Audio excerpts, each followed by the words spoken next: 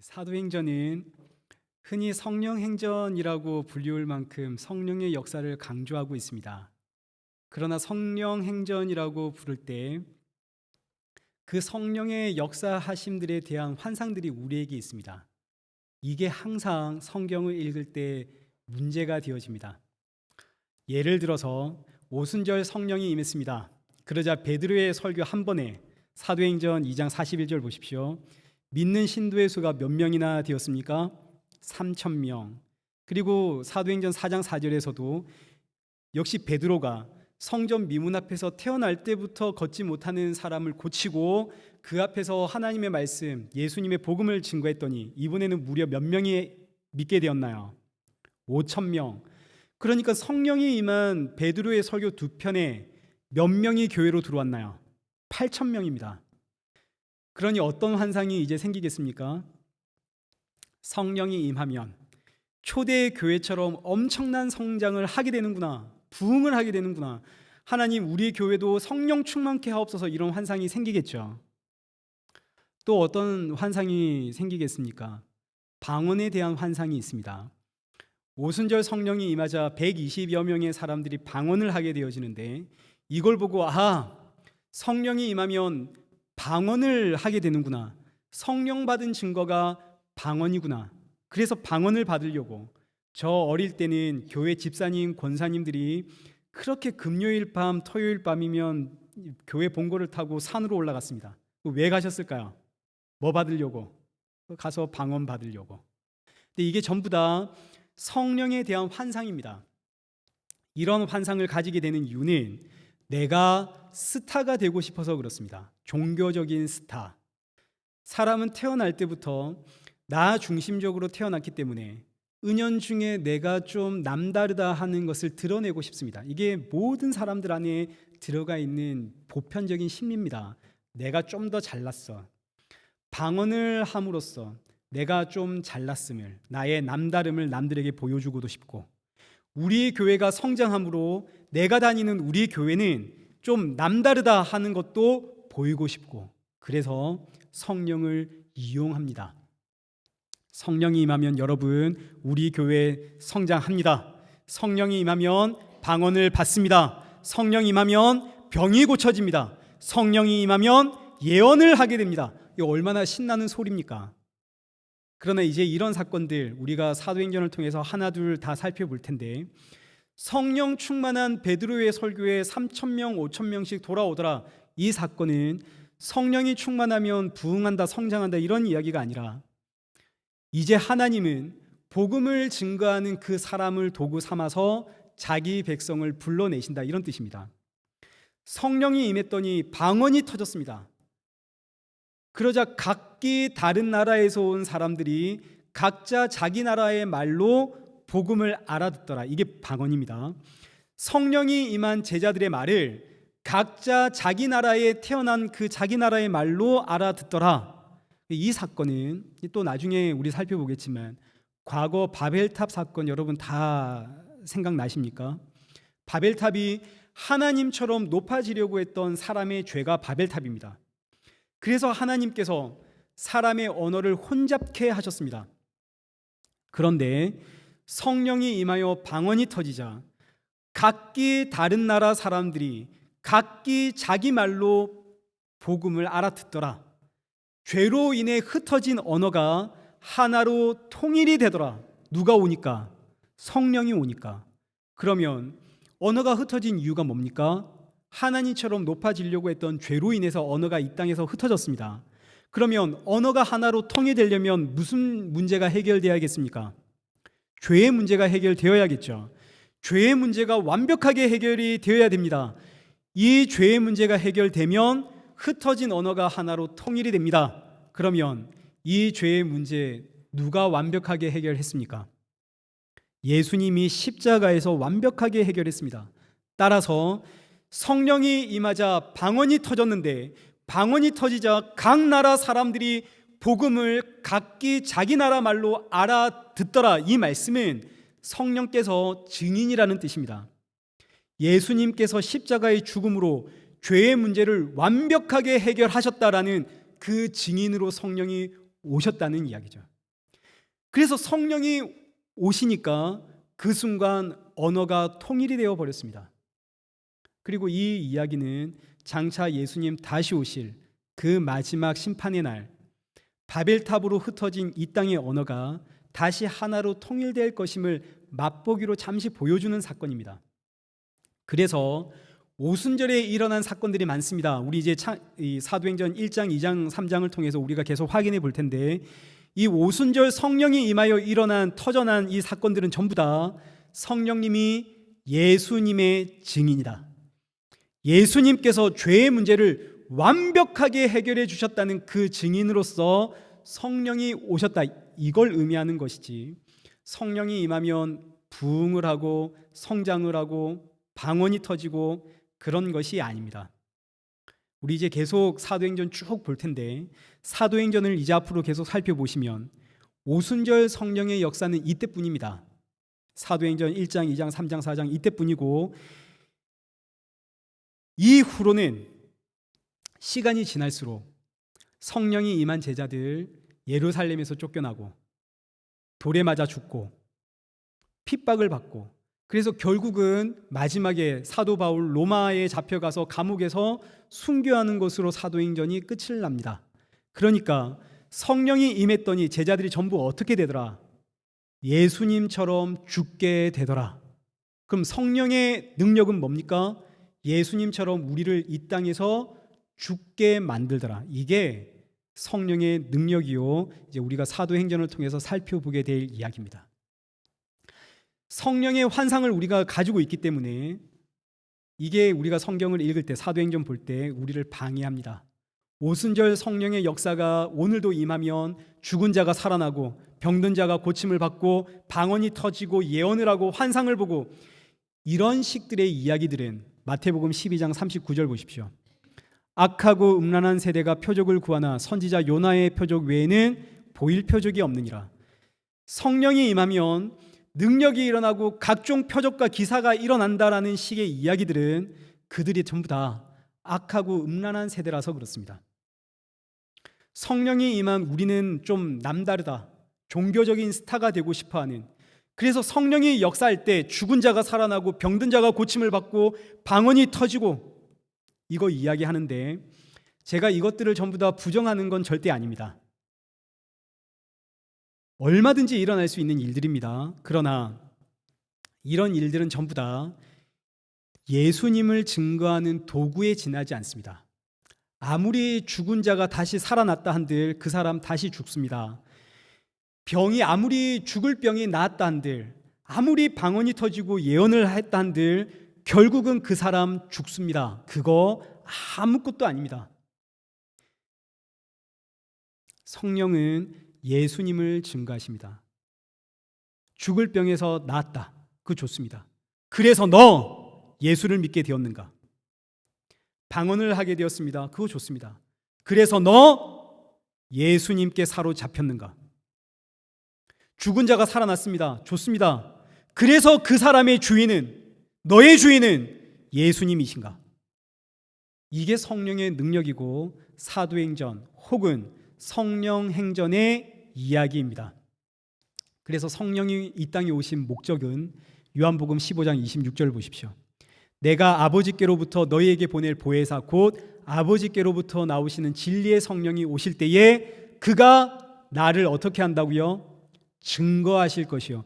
성령이 오시면 성령이 누구를 증거합니까? 예수님을 증거합니다. 이것이 오순절 성령 강림의 사건입니다. 방언이 터지고 수천 명이 주께로 돌아오고, 이 모든 사건들이 누구를 증거하는 이야기라고요? 예수님.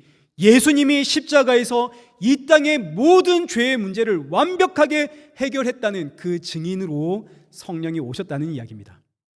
우리는 이제 이 놀라운 이야기들을 앞으로 쭉 살펴보게 될 겁니다. 오늘은 그 첫 장으로 1장 1절 그 흐름을 따라서 쭉 한번 살펴보겠습니다. 1절입니다. 데오빌로여, 내가 먼저 쓴 글에는 무릇 예수께서 행하시며 가르치시기를 시작하신부터. 지금 이 말씀을 보니까 사도행전의 저자가 사도행전을 쓰기 전에 먼저 쓴 글이 있답니다.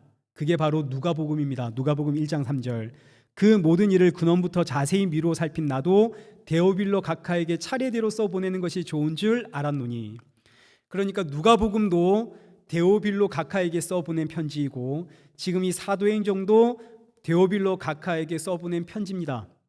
이때 데오빌로라고 하는 사람은 하나님을 뜻하는 데오스, 그리고 사랑을 뜻하는 필레오, 이게 합쳐진 단어입니다.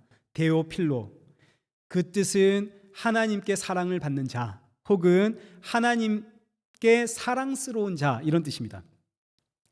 데오빌로라는 이름은 뒤에 각하라고 하는 이 명칭을 통해서 그 당시 로마의 고위 관직자의 이름이다, 이거 우리가 알 수 있지만 동시에 오늘 저와 여러분이 하나님께 사랑을 받고 있는, 하나님께 너무나 사랑스러운 데오빌로입니다. 저와 여러분의 이야기입니다. 그래서 이 1절 데오빌로여 하는 자리에 자기 이름을 넣어서 읽으시면 됩니다. 그러면 이제 이 편지는, 이 사도행전은 누구를 향해 쓴 편지가 되나요? 나를 향해 쓴 편지가 되겠죠. 하나님께서 나에게 보낸 편지, 성령님께서 내 안에서 어떻게 역사하시는지를 속 시원하게 알려주시는 편지. 그래서 여기 다시 본문 1절 데오빌로여, 내 이름을 넣으십시오. 정성일이여, 이렇게 내가 먼저 쓴 글에는, 그 글이 누가복음입니다. 누가복음에는 예수님께서 행하시며 가르치시기를 시작하신부터, 지금 이 순서를 잘 보셔야 됩니다. 저자의 눈에 예수님은 행하시고 가르치신 분입니다. 이 의미는 예수님은 항상 먼저 행하시고 그 다음에 가르치셨다, 이런 뜻이 아닙니다. 사실 예수님은 가르치신 다음에 행하셨습니다. 마태복음 9장 2절부터 한번 보십시오. 사람들이 중풍병자를 예수님께 데려왔습니다. 그러자 예수님께서 하시는 말씀이 고쳐주신 게 아닙니다. 먼저 가르쳐 주십니다. 작은 자야 안심해라, 네가 죄사함을 받았다. 6절 인자가 세상에서 죄를 사하는 권능이 있는 줄 너희로 알게 하려 하노라. 이렇게 가르치신 다음에 일어나 내 침상을 가지고 가라, 고쳐주셨습니다. 마찬가지 예수님 십자가에 달리시기 전 자기 죽음을 무려 3번이나 제자들에게 충분히 가르치셨고 그 다음에 십자가에서 죽으셨습니다. 그러니까 순서상 예수님은 가르치신 후에 행하셨습니다. 행한 후에 가르치신 사건은 거의 없습니다. 그럼에도 불구하고 지금 이 저자의 눈에 예수님은 행하시고 가르치신 분, 그러니까 지금 이 순서는 논리적인 순서가 아니죠. 예수님의 인생에서 보다 더 중요한 게 뭐냐, 지금 이거 이야기하고 있는 겁니다. 저자가 보기에 예수님의 인생에서 가장 중요한 것은 가르치심이 아니라 예수님의 행하심이다. 예수님 뭘 행하셨나요? 예수님의 행하심은 크게 3가지입니다. 첫째, 성육신. 천지를 창조하신 하나님이 자기를 비워 사람의 몸으로 이 땅에 오셨습니다. 빌립보서 2장 6절. 그는 근본 하나님의 본체시나 하나님과 동등됨을 취할 것으로 여기지 아니하시고 오히려 자기를 비워 종의 형체를 가지사 사람들과 같이 되셨고, 천지를 창조하신 하나님이 사람으로 이 땅에 오셨습니다. 이게 첫 번째, 예수님이 행하신 일입니다. 둘째, 그 하나님이 죄 사함을 위해 십자가에 죽으셨습니다. 빌립보서 2장 8절. 자기를 낮추시고 죽기까지 복종하셨으니 곧 십자가에 죽으심이라. 천지를 창조하신 하나님이 이 땅에 사람으로 오셔서 죄의 문제를 해결하기 위해 십자가에서 죽으심. 그리고 마지막 셋째는 부활, 예수님의 다시 사심. 그래서 예수님의 행하심은 크게 3가지, 성육신과 죽으심과 부활입니다. 예수님의 이 행하심이 있었기 때문에 오늘 저와 여러분이 구원을 받습니다. 예수님의 가르침은 그 다음입니다. 가르침으로 구원받을 자는 이 땅에 아무도 없습니다. 예수님의 제자들을 가만히 생각해 보십시오.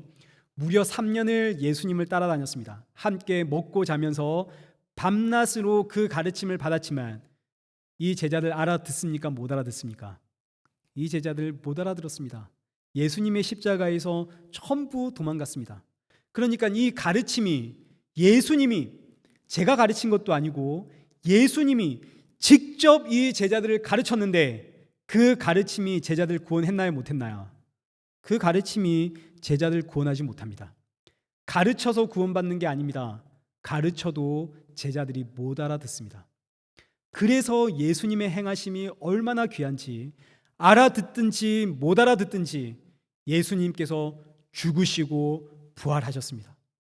이 행하심이 있었기에 오늘 저와 여러분이 구원을 받습니다. 그래서 예수님의 행하심이 가장 중요한 복음이고 그 다음이 가르치심인데, 이제 본문 3절 보십시오.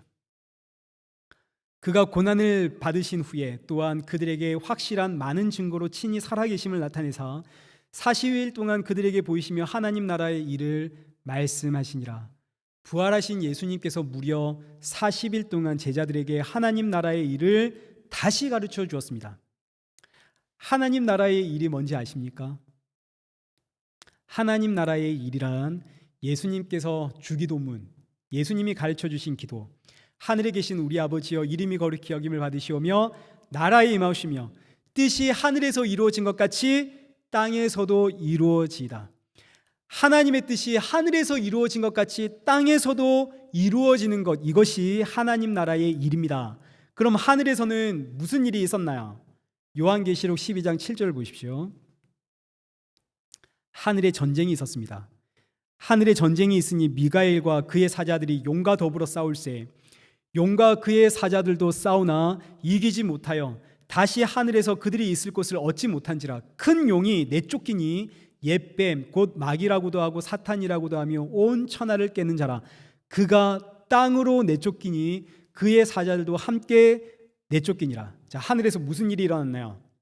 큰 용, 다른 말로 옛뱀 혹은 마귀 사탄이 하나님의 천사들과 싸우다가 하늘에서 쫓겨났습니다.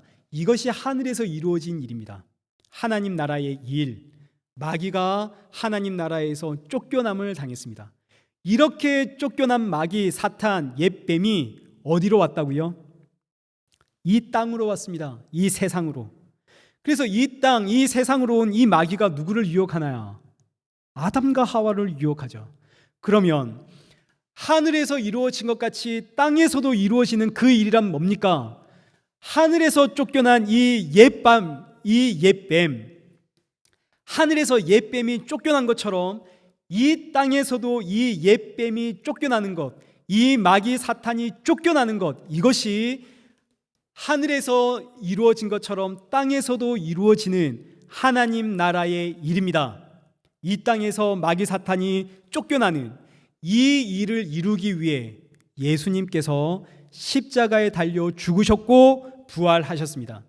따라서 40일 동안 제자들에게 가르치신 하나님 나라의 일이란 바로 예수님의 십자가, 예수님의 죽으심과 예수님의 다시 살아나심에 대한 가르침입니다. 이걸 40일 동안 예수님이 다시 제자들에게 가르쳤습니다. 그런데 제자들이 알아들었을까요? 못 알아들었을까요? 제자들은 못 알아듣습니다. 밤낮 3년 밤낮 들어도 못 알아들었는데 40일 배웠다고 그거 알아듣겠습니까? 못 알아듣습니다. 그래서 예수님께서 하시는 말씀이 4절, 사도들에게 분부하여 이르되 예루살렘 떠나지 말고 내게서 들은 바 아버지께서 약속하신 것을 기다려라. 요한은 물로 세례를 베풀었으나 너희는 몇 날이 못되어 성령으로 세례를 받으리라. 제자들을 보고 성령 세례를 받을 때까지 예루살렘 떠나지 말라 하십니다. 자, 성령은 요한복음 14장 26절 보십시오. 보혜사 곧 아버지께서 내 이름으로 보내실 성령, 그가 너희에게 모든 것을 가르치고 내가 너희에게 말한 모든 것을 생각나게 하리라. 성령이 하시는 일은 예수님의 말씀을 가르치시고 예수님의 말씀을 생각나게 하십니다. 그러니까 예수님은 가르치셨고 성령님은 그 가르침을 생각나게 한 후에 그 가르침을 깨닫게 하십니다. 요한복음 16장 13절에도 진리의 성령이 오시면 그가 너희를 모든 진리 가운데로 인도하시리라. 진리의 성령이 오시면 예수님의 말씀을 생각나게 하고 예수님의 말씀을 깨닫게 하고. 근데 지금은 이 제자들이 못 알아듣습니다. 지금은 성령이 오지 않았거든요. 예수님께서 40일 동안 아무리 가르쳐도 이 제자들은 못 알아듣습니다. 그래서 하는 말이 자기의 상식선에서 자기가 알고 있는 그 지식과 상식과 가치관을 가지고 예수님께 묻는 말이 6절입니다. 그들이 예수께 여쭈어 이르되 주께서 이스라엘 나라를 회복하심이 이때입니까? 왜 이런 질문을 할까요? 제자들은 지금 예수님의 말씀 하나도 못 알아들었습니다. 그러나 그렇다고 해서 이 제자들이 성경 지식이 없는 것이 아닙니다. 유대인들은 성경을 너무너무 잘 압니다. 특히 메시아와 하나님 나라에 대한 말씀들은 너무너무 잘 알고 있습니다. 당시의 시대적 배경이 로마의 지배를 받는 상황입니다. 그러니 유대인들은 어서 빨리 메시아가 와서 하나님 나라가 이루어지기를 손꼽아 기다렸기 때문에 메시아 관련 구절 그리고 하나님 나라 관련된 구절 이건 외우고 있습니다. 그래서 예수님께서 제자들에게 성령 기다려라 이 말씀이 성경 어디에 나오는 말씀이고 어떤 의미인지 제자들이 너무너무 잘 알고 있습니다. 일단 유대인들이 기대했던 하나님 나라를 한번 생각해 보죠. 이런 나라입니다. 다니엘 2장 44절. 이 여러 왕들의 시대에 하늘의 하나님이 한 나라를 세우시리니 이것은 영원히 망하지도 아니할 것이요 그 국권이 다른 백성에게 돌아가지도 아니할 것이요 도리어 이 모든 나라를 쳐서 멸망시키고 영원히 설 것이다. 이스라엘 백성들이 기대하는 하나님의 나라가 이런 나라입니다. 선지자 다니엘이 말한 것처럼 영원히 멸망하지 않는 나라, 더 이상 우리의 주권을 다른 나라에게 빼앗기지 않는, 오히려 모든 나라를 쳐서 멸망시키고 우리가 영원히 우뚝 세워지는 나라. 한 구절 더 보시죠. 이사야 60장 4절. 너무너무 많은데 제가 대표적인 몇 구절만 지금 보여드리는 겁니다. 이사야 60장 4절. 네 눈을 들어 사방을 보라. 무리가 다 모여 내게로 오느니라. 바다의 부가 내게로 돌아오며 이방 나라들의 재물이 내게로 올미라. 허다한 낙타 미디안과 에바와 어린 낙타가 내 가운데 가득할 것이며 스바 사람들은 다 금과 유황을 가지고 와서 여호와의 찬송을 전파할 것이며. 자, 하나님 나라가 세워지면 온 세상이 금과 은과 유향과 재물과 낙타 등의 각종 예물을 들고 이스라엘을 섬기게 될 것이다, 이런 뜻입니다. 이것이 구약의 선지자들이 예언한 하나님의 나라입니다. 유대인들은 이 말씀을 문자 그대로 받아들이기 때문에 빨리 이 나라가 왔으면 좋겠다. 근데 이 나라가 언제 오냐면 요엘서 2장 28절입니다. 그 후에 내가 내 영을 만민에게 부어주리니 너희 자녀들이 장래일을 말할 것이며 너희 늙은이는 꿈을 꾸며 너희 젊은이는 이상을 볼 것이며 그때 내가 또 내 영을 남종과 여종에게 부어줄 것이며 내가 이적을 하늘과 땅에 베풀리니 곧 피와 불과 연기 기둥이라. 요엘 선지자가 말했습니다. 하나님 나라가 언제 세워지는가? 하나님의 나라가 세워지는 그날에는 하나님의 영, 그 거룩한 영, 성령이 오시는 날이다. 성령이 오시면 그날이 하나님의 나라가 세워지는데 그날 주의 백성들은 꿈과 환상과 이상을 보게 될 것이고 주의 백성이 아닌 자들은 피와 불과 연기가 임할 것이다. 여기 피와 불과 연기는 심판의 상징입니다. 전쟁이 나면 피를 흘리고 곳곳에 불이 나고 연기가 나지 않습니까? 성령이 임하면 하나님의 대적들, 이스라엘 백성들의 대적들은 이렇게 심판을 받고 하나님 나라가 우뚝 세워지고, 그러면 온 세상의 모든 나라가 각종 귀한 보석을 들고 이스라엘에게 모일 것이고, 이스라엘 백성들은 이런 나라를 꿈꾸며 지금 살고 있습니다. 로마의 식민지 하에서. 하나님의 나라가 임하면 온 천하가 예물을 가지고 우리를 섬기게 될 것이야. 그날은 언제인지를 모르지만 주의 영이 오시는 날이야. 주의 영이 오시면 우리의 대적을 짓밟고 하나님의 나라가 세워져. 자, 그런데 다시 본문 4절부터 한번 보십시오. 너희는 예루살렘을 떠나지 말고 약속하신 영을 기다려라. 몇 날 못되어 성령으로 세례를 받으리라. 우와! 몇 날 지나면 누가 오신다고요? 성령이 오신답니다. 제자들이 흥분 안 할 수가 없죠. 제자들이 흥분해서 외치는 소리가 6절, 그러면 주께서 이스라엘 나라를 회복하심이 지금 이때입니까?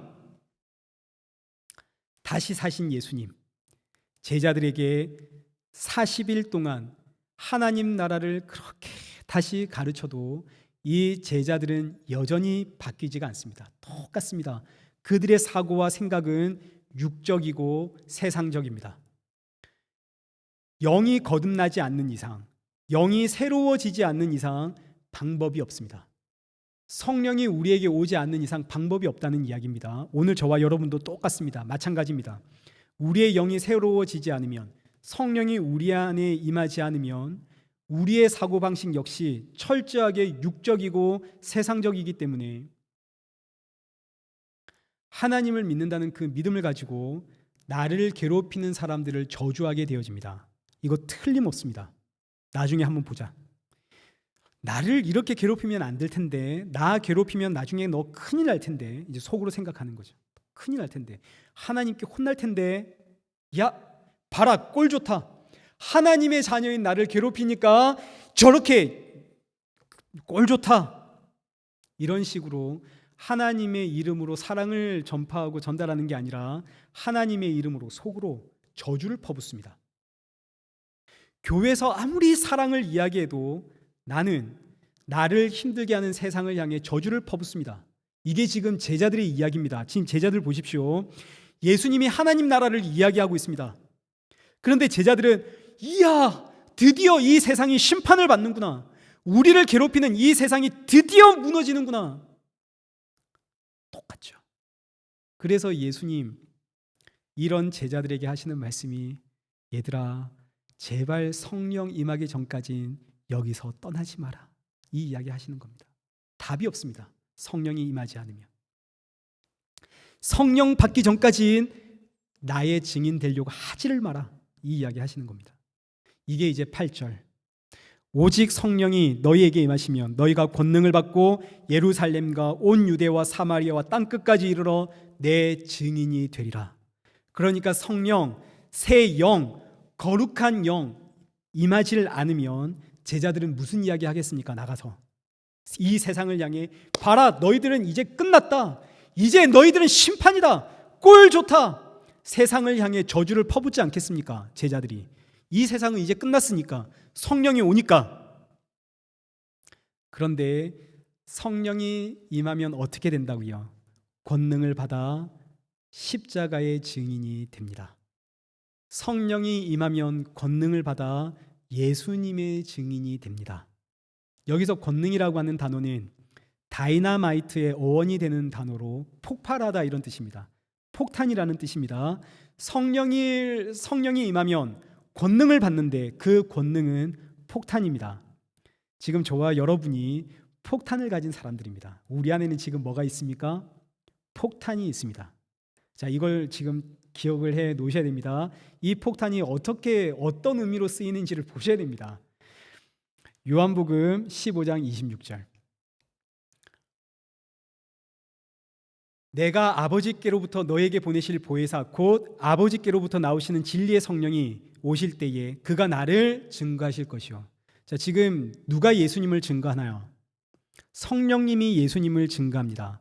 내가 예수님을 증거하는 것이 아니라 성령님이 예수님을 증거하고 나는 그 일의 도구입니다. 그러니까 성령이 임하면 권능을 받고 내 증인이 되리라. 이 말씀은 우리를 향한 명령이 아닙니다. 가서 증인이 되라 이 이야기가 아니라 성령이 너로 하여금 증인 되도록 만들어 가신다는 이야기입니다. 성령이 증인이요 너는 그 일의 도구다 이런 뜻입니다. 똑같습니다. 마태복음 10장 20절. 말하는 이는 너희가 아니라 너희 속에서 말씀하시는 이 곧 너희 아버지의 성령이시니라. 그러니까 복음을 증거할 때 말하는 분도 누구시라고요? 성령님이십니다. 성령이 증인입니다. 성령이. 우리가 증인 아닙니다. 증인은 성령이시고 성령님이 말하시고 우리는 그 일의 도구입니다. 그러면 성령은 대체 나를 통해서 어떻게 복음을 증거하고 어떻게 예수님을 전한단 말인가?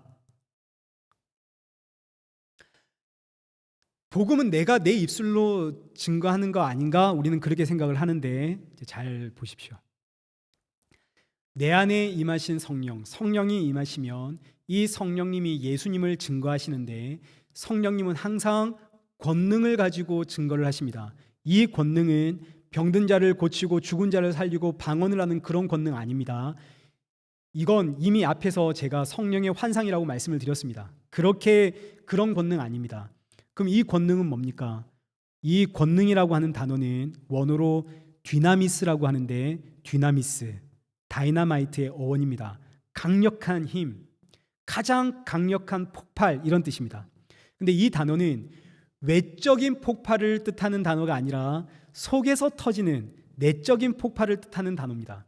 속에서 터져 나오는 강력한 힘, 속에서 터져버리는 강력한 폭탄, 이게 권능이라는 단어입니다. 그럼 이제 다 나왔습니다. 자, 저와 여러분이 성령이 임하면 저와 여러분이 다 폭탄을 하나씩 속에 가지고 있습니다.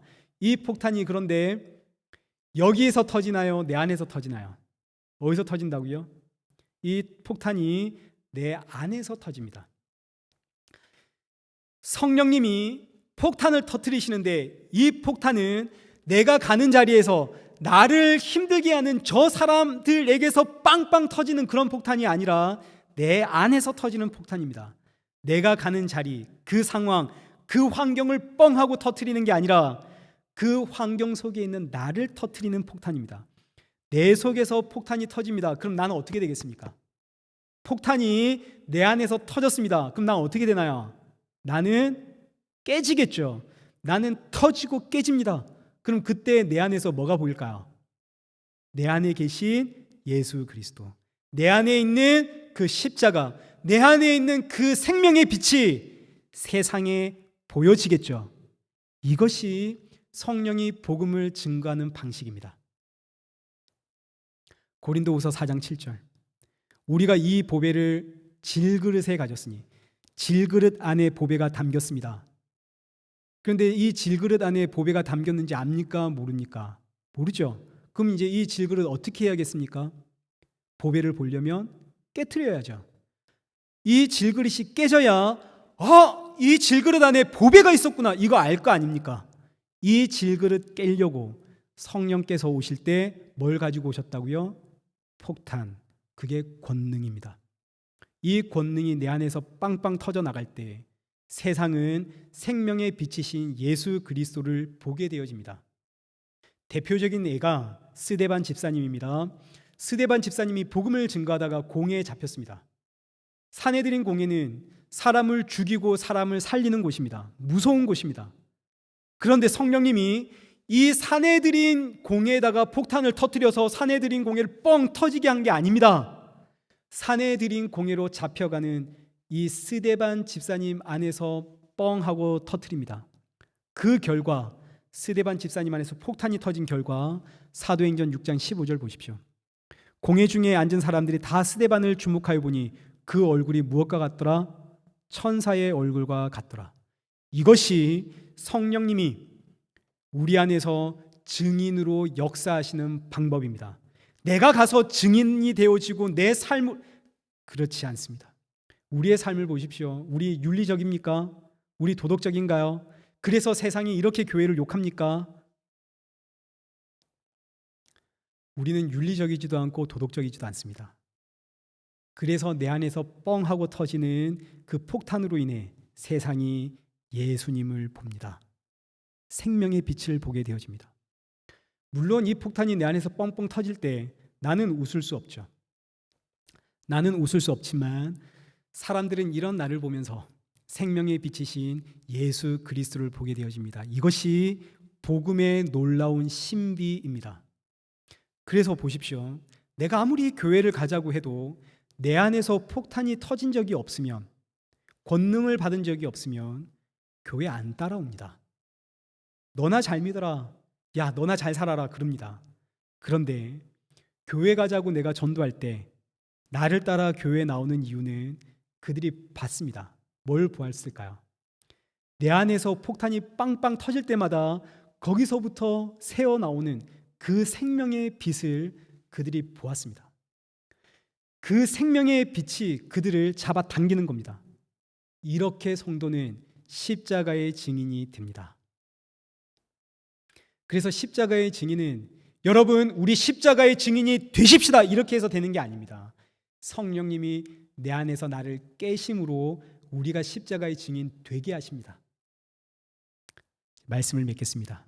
본문 9절부터 11절입니다. 이 말씀을 마치시고 그들이 보는데 올려져 가시니 구름이 그를 가리어 보이지 않게 하더라. 성령 받아라 이 말씀을 하시고 예수님 하늘로 올라가시는데 구름이 예수님을 가려서 안 보입니다. 그런 제자들이 예수님을 보려고 계속 이렇게 구름만 쳐다보니까 10절 흰 옷 입은 두 사람 천사입니다. 천사가 옆에서 말하길 11절 갈릴리 사람들아 어찌하여 서서 하늘만 쳐다보느냐. 너희 가운데서 하늘로 올려지신 이 예수는 하늘로 가심을 본 그대로 오시리라. 이것이 오늘 우리가 읽은 본문의 결론입니다. 예수님은 다시 오십니다. 때와 시기는 알 수 없지만 예수님 반드시 다시 오십니다.